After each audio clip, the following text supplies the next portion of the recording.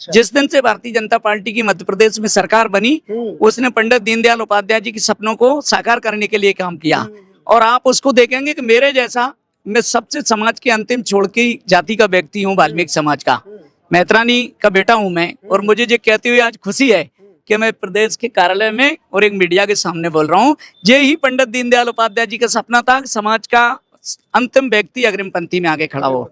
तो सबसे पहले हमारी सरकार ने हमारे बच्चों को पढ़ाने का काम किया, और जब हमारे बच्चे पढ़े तो वो किसी की बातों में नहीं आते। उनको ये लगता है कौन अच्छा काम कर रहा है, तो अच्छा काम करता है उसके लिए हमारे लोग खड़े रहते हैं। अच्छा काम भारतीय जनता पार्टी कर रही है, बच्चों को रोजगार मिल रहा है, पढ़ाई मिल रही है, शिक्षा मिल रही है, सारी चीजें मिल रही हैं। बाबा साहब अम्बेडकर जी हमेशा चाहते थे कि मेरा सूर्य की जो किरणें निकलती है ना, वो देश के अंधकार को चीर के निकलती हैं। तो अंधकार मिटाने वाला जो कलर होता है वो भगवा होता है, अग्नि की ज्वाला निकलती है वो भगवी होती है, और त्याग का प्रतीक होता है वो भगवा होता है। तो बाबा साहब हमेशा पसंद करते थे त्याग करने वाली चीज को, तो ये त्याग उनकी पसंद थी। कांग्रेस का तो कहना है भाजपा ही तो है जो दलितों से सम्मान छीनती है। ये कौन है? हम कौन है? राम प्रकाश वंशकार मेरा नाम है।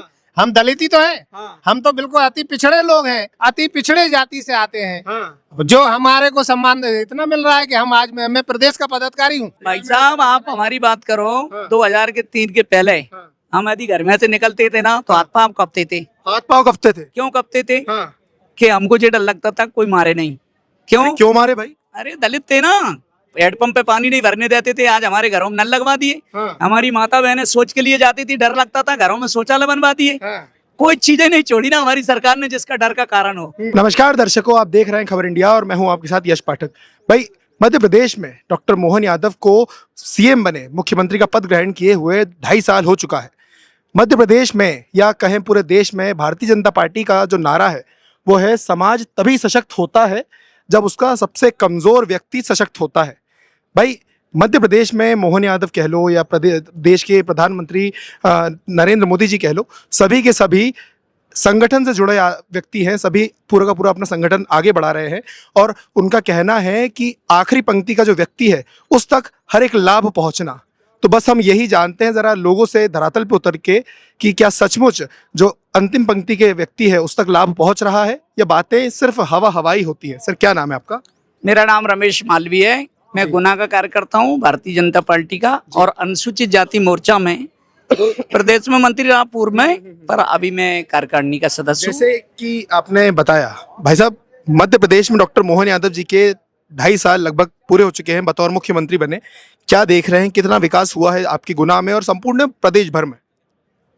मध्य प्रदेश की सरकार ने जो काम किए हैं, जो काम साथ पूर्व में होते, तो आज हम इतनी देर बाद गाड़ियों में बैठ के आए, हम इसको 20 साल पहले गाड़ी में बैठ के आते। अच्छा। जिस दिन से भारतीय जनता पार्टी की मध्य प्रदेश में सरकार बनी, उसने पंडित दीनदयाल उपाध्याय जी के सपनों को साकार करने के लिए काम किया। और आप उसको देखेंगे कि मेरे जैसा, मैं सबसे समाज के अंतिम छोड़ की जाति का व्यक्ति हूँ, वाल्मीकि समाज का, मैत्रानी का बेटा हूँ मैं। और मुझे ये कहते हुए आज खुशी है कि मैं प्रदेश के कार्यालय में और एक मीडिया के सामने बोल रहा हूँ। ये ही पंडित दीनदयाल उपाध्याय जी का सपना था कि समाज का अंतिम व्यक्ति अग्रिम पंक्ति में आगे खड़ा हो। ये भारतीय जनता पार्टी ने करके दिखाया, जो मैं आपके सामने। भाई साहब आपने बताया कि आप खुद मैत्रानी के अपने आप को अपना बेटा कहलवाया, घर में मुझे मेरी माँ के दूध पर। बिल्कुल। लेकिन जो कांग्रेस की बात करें तो कांग्रेस का साफ तौर पर यही कहना है कि जो भाजपा है वो दलितों के सिर्फ और सिर्फ विनाश का कारण बन रही है। भाई उनके जो भीमराव अम्बेडकर जी को बीच में लाते हैं, जिनको हम बड़े आदर से जिनका नाम लेते हैं, भारत रत्न कहते हैं, उनके ऊपर ये लालछन लगाते हैं कि भाई भाजपा जो है वो पूरा का पूरा संविधान बदल देगी, जो भीमराव अम्बेडकर ने दलितों और समेत पूरे देश के लिए लिखा था। हमने निश्चित रूप से संविधान बदला है। कांग्रेस के लोग उसी संविधान बदलने के डर के कारण जो हमारी समाज के अंदर भय व्याप्त करते हैं। संविधान बदलने का काम यही है कि मैं आपके सामने बोल रहा हूँ। देश के महामहिम राष्ट्रपति महोदय हमने अनुसूचित जाति वर्ग के बनाए, रामनाथ कोविंद जी, संविधान बदलने का काम है। वर्तमान राष्ट्रपति महोदय हमारी जनजाति वर्ग की है, ये संविधान बदलने का ही काम है। हमारे बाबा साहब अम्बेडकर जी के पंचतीर्थ बनाने का जो हमने काम किया है, आज आप पंचतीर्थ आप सब भी जानते होंगे। जहाँ जन्म हुआ था वो जन्मस्थली धाम है मऊ के अंदर, जहाँ उनने शिक्षा धाम, नागपुर के अंदर शिक्षा धाम है, और जहाँ उनका कोलंबिया में पढ़ने गए थे वो शिक्षा धाम है। जहाँ उनका अंतिम संस्कार हुआ वो चैत्य भूमि को धाम बनाया, और दिल्ली के अंदर अलीराज मार्ग जहाँ उनका अंतिम सांस ली, उनने परिनिर्माण हुआ। वहाँ 200 करोड़ का हमने जो परिनिर्वाण धाम बनाया है। कांग्रेस के लोग भयभीत हैं कि ये हमने तो सिर्फ वोट लिए और छोड़ दिए।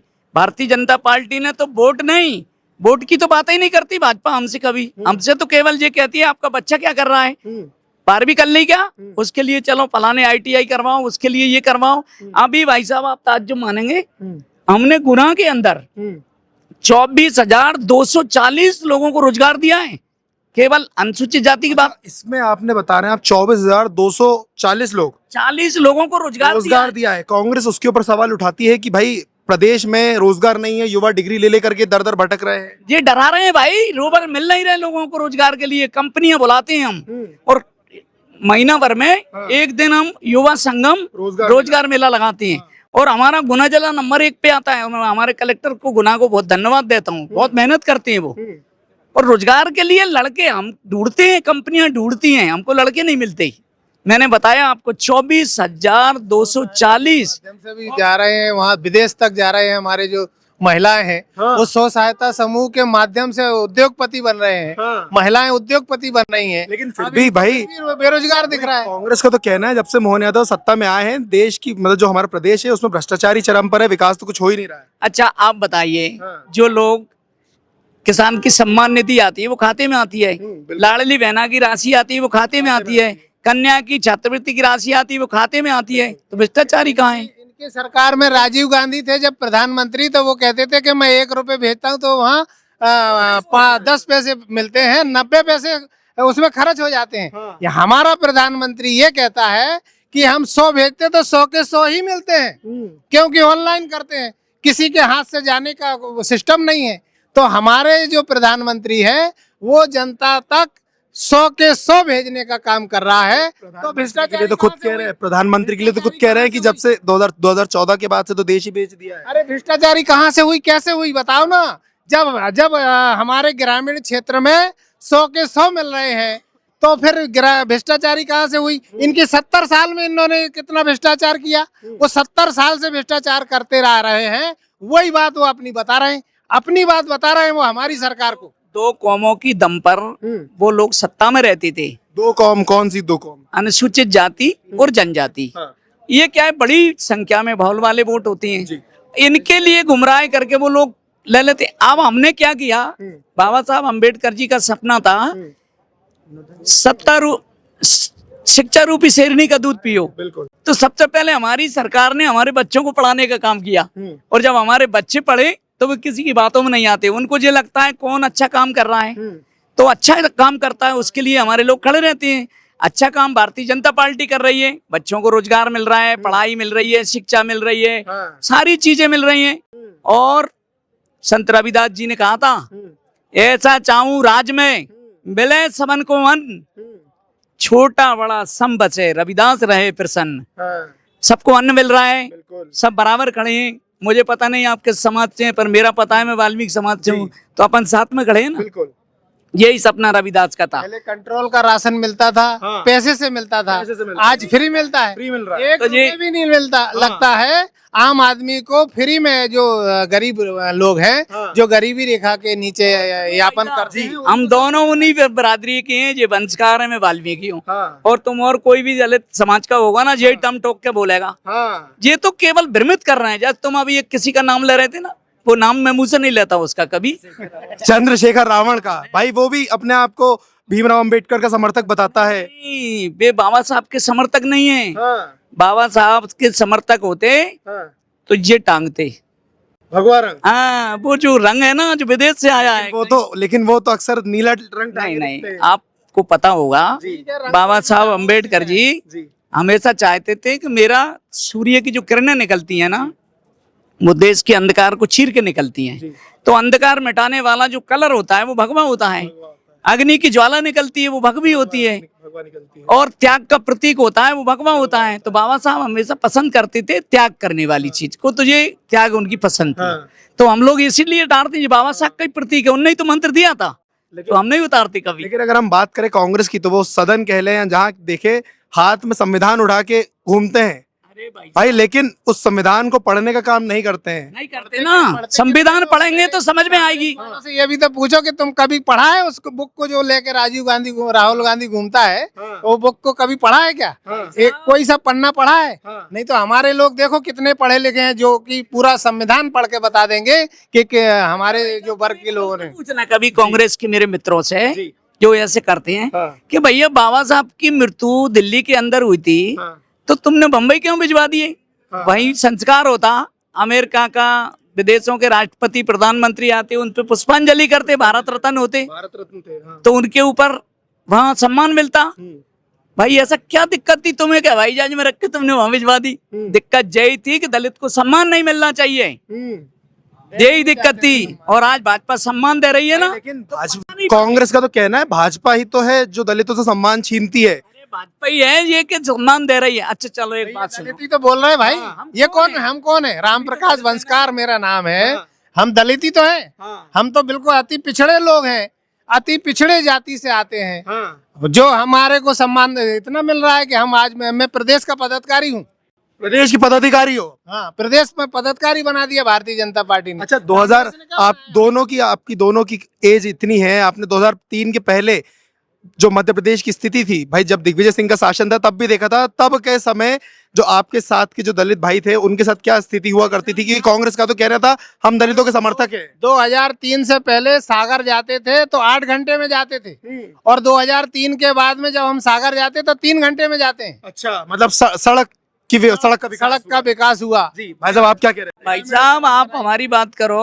2003 के पहले हम यदि घर में से निकलते थे ना तो हाथ पाँव कपते थे। हाथ पाँव कपते थे? क्यों कपते थे? कि हमको ये डर लगता था कोई मारे नहीं। क्यों मारे भाई? अरे दलित थे ना, हेडपंप पे पानी नहीं भरने देते थे, आज हमारे घरों में नल लगवा दिए। हमारी माता बहनें सोच के लिए जाती थी, डर लगता था, घरों में शौचालय बनवा दिए।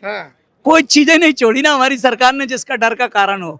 हमारी बेटियों की शादी कराती है सरकार, सब कुछ कराती है, सब कुछ कराती है। इसलिए मैं लास्ट में आपसे कह रहा हूँ कि भारतीय जनता पार्टी ये कोई राजनीतिक पार्टी नहीं है, ये तो दलितों के लिए वरदान के रूप में महापुरुषों का जन्म हुआ है। और वे महापुरुष हमारे इस समाज के लिए उच्च शिखर पर ले जा रहे हैं। उदाहरण के लिए रामनाथ कोविंद जी, बहन द्रौपदी मुर्मू जी, और मैं दूसरे नाम और बता रहा हूँ।